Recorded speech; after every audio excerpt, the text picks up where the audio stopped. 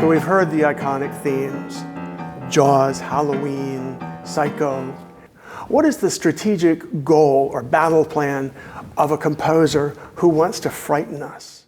Well, I mean, there's a lot of goals that composers have. That's an interesting question to think about. And I think one of the big ones is creating a sense of uncomfortable suspense. One of the things with the Halloween theme, and it's one of the more famous scary movie themes. And that basic rhythm, if we alter it just a little bit, it's what's called the tresillo rhythm. And it's originally kind of an Afro-Caribbean rhythm, originally from West Africa. But you add one extra beat, and instead of being bop, bop, bop, bop, bop, bop, if you make it bop, bop, bop, bop, bop, bop, bop, bop, it's in 5, and things get a little creepier. So that's what we have here. Instead of this, we have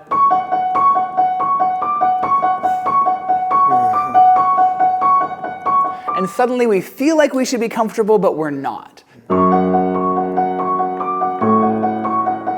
mean, that's pretty, it's minor, it might be a little bit spooky, but they take that and then they move it down a half step, and they actually make it what we call a sus chord, but you bring it down and use a slightly different chord, and suddenly everything, what was comfortable, the ground shifts just a little bit. So it's not an uncomfortable tonal area, but when you move it just a little bit, that creates some of the unsettled. So if we play that, we have.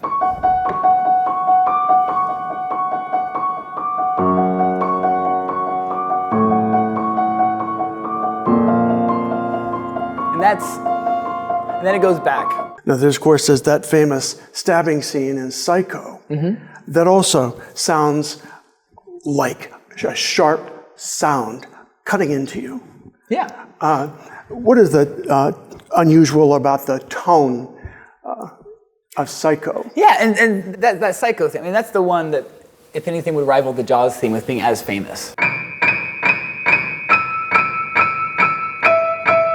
So those 3 notes are all a half step apart and make what we call a tone cluster in music theory. And composers have been using tone clusters for like 100 years to create these dissonant chunks of sound. The high pitch with the fast motion, it's like the metallic blade moving quickly, and so it goes along very well with the story that's happening.